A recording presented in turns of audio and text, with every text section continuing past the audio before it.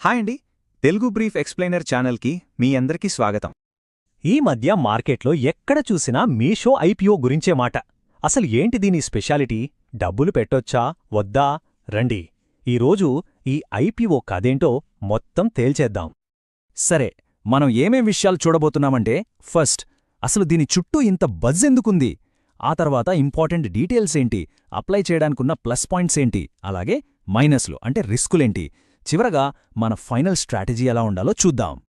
అయితే అసలు ఈ ఐపీఓ గురించి ఎందుకంతలా మాట్లాడుకుంటున్నారు? దాని కారణం కేవలం ఒకే ఒక్క నంబర్. అదే ఇది 40%. ఏంటి 40% అంటారా? ఇదే గ్రే మార్కెట్ ప్రీమియం, షార్ట్గా జీఎంపీ. అంటే మార్కెట్లోకి రాకముందే ఈ ఐపీఓకి ఎంత స్ట్రాంగ్ డిమాండ్ ఉందో ఇది చెప్పేస్తుంది. కొంతమందికి ఈ జీఎంపీ అంటే ఏంటో డౌట్ ఉండొచ్చు. చాలా సింపుల్ అండి. ఒక షేర్ స్టాక్ మార్కెట్లో లిస్ట్ అవ్వకముందే అనఫీషియల్గా దానికి ఎంత ఎక్కువ రేటు పలకొచ్చో చెప్పేదే ఈ జీఎంపీ. సో జీఎంపీ ఎంత ఎక్కువగా ఉంటే లిస్టింగ్ రోజున అంత మంచి లాభాలు వచ్చే ఛాన్స్ ఉందని ఒక అంచనా అన్నమాట. రైట్, ఇప్పుడు అఫీషియల్ డీటెయిల్స్లోకి వెళ్దాం. ఈ ఆఫర్కు సంబంధించి మనం గుర్తుపెట్టుకోవాల్సిన కొన్ని ముఖ్యమైన నంబర్లు, తేదీలు ఇవి. ఈ డేట్స్ కొంచెం నోట్ చేసుకోండి. ఐపీఓ వచ్చేసి డిసెంబర్ 3న ఓపెన్ అవుతుంది, 5న క్లోజ్ అవుతుంది. అలాట్మెంట్ ఫైనల్ అయ్యేది 8న. ఇక స్టాక్ మార్కెట్లోకి ఎంట్రీ ఇచ్చేది డిసెంబర్ 10న. ఓకే, ఇది చిన్న ఐపీఓ ఏమీ కాదండి. ఏకంగా 5,400 కోట్లకు పైగా. ఇందులో గమనించాల్సిన విషయం ఏంటంటే, దాదాపు 4,000 కోట్లు ఫ్రెష్ ఇష్యూ. అంటే ఈ డబ్బు నేరుగా కంపెనీ గ్రోత్ కోసమే వెళ్తుంది. ఇది చాలా పాజిటివ్ సైన్. ఇక మనలాంటి రీటైల్ ఇన్వెస్టర్లైతే మినిమం ఒక లాట్ అంటే 135 షేర్లకు అప్లై చేయాలి. అంటే దగ్గర 15,000 రూపాయల ఇన్వెస్ట్మెంట్ అన్నమాట. సరే, ఇవన్నీ బేసిక్స్.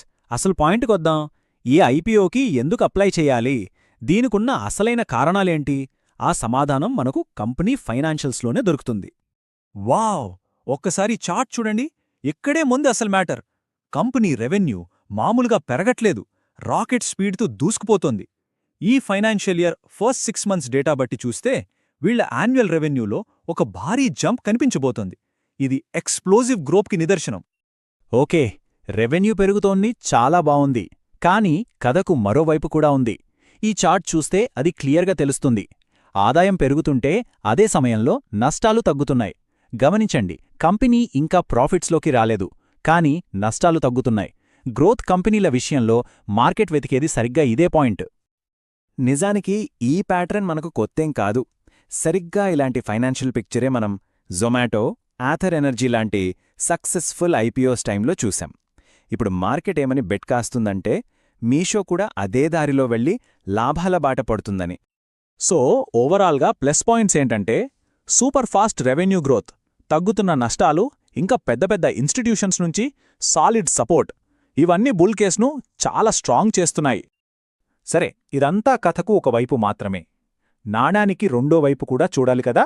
ప్రతి ఇన్వెస్ట్మెంట్లో ఉన్నట్టే మీషో ఐపీఓలో కూడా కొన్ని సీరియస్ రిస్కులున్నాయి. వాటిని అస్సలు ఇగ్నోర్ చేయకూడదు. మొట్టమొదటి రిస్క్ ఏంటంటే, మనలాంటి చిన్న ఇన్వెస్టర్లకు షేర్లు దొరకడమే చాలా కష్టం. ఎందుకంటారా? రూల్స్ ప్రకారం నష్టాల్లో ఉన్న కంపెనీలు కేవలం 10% మాత్రమే రీటైల్ కేటగిరీకి ఇవ్వాలి. అంటే 90% కోటా అంతా పెద్ద ఇన్స్టిట్యూషన్స్కే పోతుంది. సో అలాట్మెంట్ ఛాన్సెస్ చాలా తక్కువ. ఇక రెండో కన్సర్న్, ప్రమోటర్ హోల్డింగ్. ఐపీఓకి ముందే ఫౌండర్ల వాటా కేవలం 18%. ఇది చాలా తక్కువ. అంటే కంపెనీలో వాళ్ల own skin in the game తక్కువగా ఉందని అర్థం. ఇక వాల్యుయేషన్ ఇక్కడ కొంచెం జాగ్రత్తగా ఉండాలి. ఈ ఐపీఓ చాలా ఎక్స్పెన్సివ్. కంపెనీకి లాభాలు లేవు, అందుకే పీఈ రేషియో నెగటివ్లో ఉంది. అయినా సరే వాళ్ళడుగుతున్న వాల్యుయేషన్ చూస్తే ఆల్రెడీ లాభాల్లో ఉన్న ఇతర పెద్ద టెక్ కంపెనీల రేంజ్లో ఉంది. ఇది ఖచ్చితంగా ఒక రెడ్ ఫ్లాగ్. సో చూశారుగా, ఒకవైపేమో అదిరిపోయే గ్రోత్ స్టోరీ, మరోవైపేమో సీరియస్ రిస్కులు. మరిప్పుడేం చెయ్యాలి?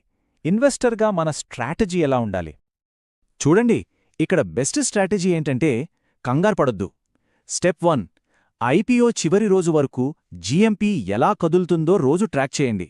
స్టెప్ 2, డిసెంబర్ 2న యాంకర్ బుక్ వస్తుంది. అందులో ఎంత క్వాలిటీ ఇన్స్టిట్యూషన్స్ డబ్బులు పెట్టాయో చూడాలి. స్టెప్ 3 చివరి రోజు అంటే డిసెంబర్ 5న ఓవరాల్గా సబ్స్క్రిప్షన్ నంబర్స్ ఎలా ఉన్నాయో చెక్ చేయండి.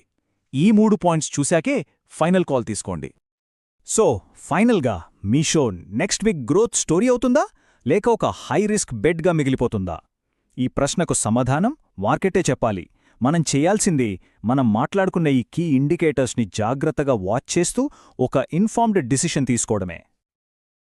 ఈ మధ్య మార్కెట్లో వస్తున్న మంచి మంచి ఐపీఓల గురించి సరైన టైంకి ఇన్ఫర్మేషన్ అందక మిస్ అయిపోతున్నారా? అయితే ఇకపై ఆ కంగారు అస్సలక్కర్లేదు. ఎందుకంటే ఏ ఒక్క ఇంపార్టెంట్ ఐపీఓ అప్డేట్ కూడా మిస్ కాకుండా ఉండాలంటే వెంటనే మన ఛానల్కి సబ్స్క్రైబ్ చేసేయండి. సరే, ఇప్పుడు చెప్పండి, రాబోయే ఐపీఓలకి అప్లై చేద్దామనుకుంటున్నారా? ఏమైనా ప్లాన్స్ ఉన్నాయా? మీ ప్లాన్ ఏంటో కింద కామెంట్స్లో మాకు చెప్పేయండి. అంతేకాదండోయ్, మేం నెక్స్ట్ ఏ స్టాక్ గురించి అనలైజ్ చేయాలి లేదా ఏ ఐపీఓ గురించి డీటెయిల్డ్గా చెప్పాలి అనుకుంటున్నారో కూడా మీరే చెప్పొచ్చు. మీరు ఏది అడిగితే దానిమీదే మన తర్వాతి విశ్లేషణ ఉంటుంది. సో తప్పకుండా మీ సజెషన్స్ని కామెంట్స్లో చెప్పండి. సో ఇంకెందుకు ఆలస్యం, మా ఏ అప్డేట్నో మిస్ అవ్వకూడదనుకుంటే ఇప్పుడే సబ్స్క్రైబ్ బటన్ ప్రెస్ చేయండి. మర్చిపోకుండా ఆ పక్కనే ఉన్న గంట సింబల్ను కూడా ఒక నొక్కు నొక్కండి. అప్పుడే మేం కొత్త సమాచారం పెట్టగానే మీకు వెంటనే తెలిసిపోతుంది. ధన్యవాదాలు.